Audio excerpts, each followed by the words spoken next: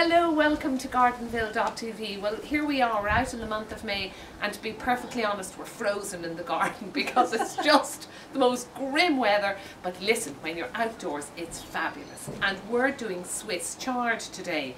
Now, not my favourite either, but we're going ahead. I tell you, you have to eat your greens. I like this because it tastes quite like spinach, but it doesn't disappear to the same extent when you cook it. Okay. It's sort of so it's you can sow this directly outdoors, but the soil temperature at the moment is absolutely freezing, much below what it should be. So I'm doing them in these little pots, and I'll plant them out when they've germinated in reasonable size.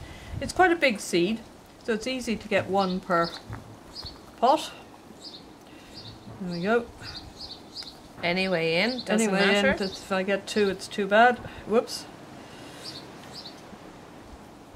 Oh, so you put in more than one? Well, I put in more than one just Yeah. in case something doesn't germinate in this very Okay, but nasty there's no weather. thinning out or anything with these? Well, no, I will. If I get several seeds in a thing, I'll just end up with one plant. Ah, right, okay. So Okay. you're covering with Cover damp with compost? Yeah, and it's about 3/4 of an inch deep, I suppose. Right. There Yeah, we I are. often worry about that I go too deep with it because I have some planting at home and I've noticed there's not a sign of anything coming up, and I keep thinking they're coming from the bottom of the earth, the poor things. No, How can they find light? I think so that's important, isn't well, it? I think probably what it is the soil temperature is so much below what it should be, and it's so cold at night that things are just slow. And that's what people don't understand at this time of the year, is the soil temperature. If you go out and put your hand on the soil, like, you can really feel the difference. Well, the top surface of it's sunny will be warm, but you can get these soil thermometers if you're really particular about it.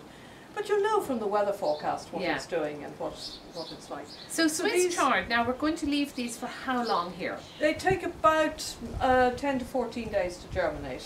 And then what, Susan?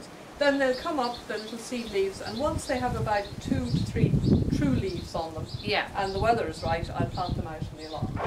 Okay, and do follow us. And at what stage should we be eating the Swiss chard? I suppose by the time it's gone out to the allotment, another 6 to 8 weeks before you're eating it. 6 to 8 weeks from now, so May, June, July. We should be at the We should be eating some in July. Now this is quite late. I mean, you can start sowing at the end of April. We're at the end of May now, but it's just the weather's been just too bad. Well, if you're following us today on Gardenville, why don't you send us a recipe for Swiss chard, and we'll upload it onto the site and let everybody share on a nice recipe for Swiss chard. And we'll make you eat your greens. And we'll make me eat my greens. I do eat my greens. It's just I'm not so calm on the leeks of the Swiss chard.